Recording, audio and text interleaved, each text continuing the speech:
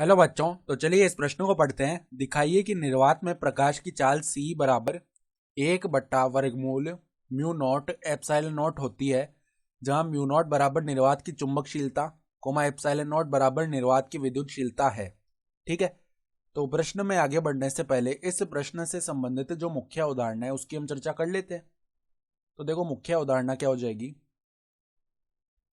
हम जानते हैं एप्सिलॉन नोट का जो मान है वो किसके बराबर आता है, 8.85 गुणा 10 की घात -12, 10 की घात -12। फिर इसकी इकाई की बात करेंगे ना, तो यहाँ पे देखो हम जानते हैं जो विद्युत बल एफ ई होता है वो क्या होता है, 1/4 pi epsilon not Q1 Q2 बट्टा में आर स्क्वायर।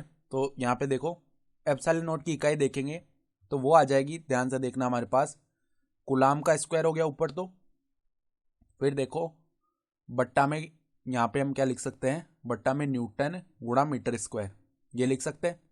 सही है, तो ये एप्सिलॉन नॉट की इकाई आ चुकी है।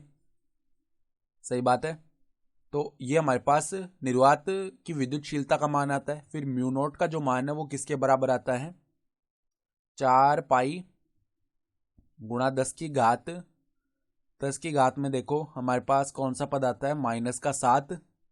और इसकी जो इकाई है वो कैसे निकालेंगे, हम देखो यहाँ से जानते हैं बी बराबर में हम क्या लिख सकते हैं, देखो सूत्र म्यू नॉट बट्टा 4 पाई IDL साइन थीटा बट्टा में आर स्क्वायर।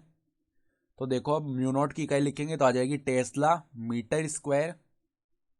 मीटर स्क्वायर नहीं आएगा, देखो मीटर टेस्ला गुणा, देखो यहाँ पे टेस्ला गुणा मीटर बनेगा।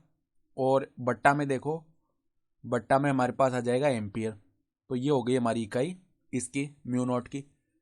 तो अब ध्यान से देखो, हमें किसका मान निकालना है, हमें बताना है प्रकाश की चाल ये आएगी।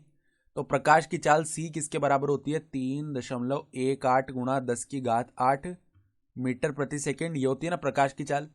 तो अब हम क्या करते हैं, एक बार 1/वर्गमूल म्यू नॉट गुणा एप्सिलॉन नॉट, इसका मान निकालेंगे। तो 1/वर्गमूल में म्यू नॉट का मान रख दो यहाँ पे, 4 पाई गुणा में 10 की घात -7। सही है, फिर देखो यहाँ पे गुणा में कौन सा पद बन जाएगा, यहाँ पर 8.85 गुणा में 10 की घात -12।